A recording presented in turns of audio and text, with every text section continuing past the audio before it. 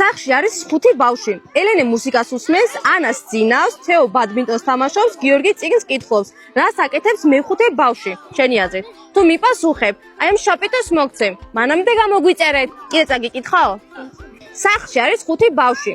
ელენე მუსიკას usmens, ანა სძინავს, თეო ბადმინტონს თამაშობს, გიორგი წიგნს კითხულობს. რას აკეთებს მეხუთე ბავშვი? არ არის მეხუთე ბავშვი. არა, სულაც მიუყურებ. ვერ ხვდები? აი, კითხულობს. წიგნს არ კითხულობს. წიგნს უკვე ერთი ბავშვი კითხულობს. აი, კარგად დაუფიქრდი ტექსტს. ორი თამაშობენ ბამბიკს. დარწმუნებული ხარ? აი, როგორი დარწმუნებით მეუნება. ბავშვი რომ აი 100% დარწმუნებულია და მართალიც არის ბავშვი. აჰა, შენ შაპიტო, მიდი. გახსენი, ვანახე შენი თადეს. კომენტარებში დაწერეთ, ვინ გამოიცანით პირველმა პასუხი. სანამ ეს ბავშვი გამოიცნობდა.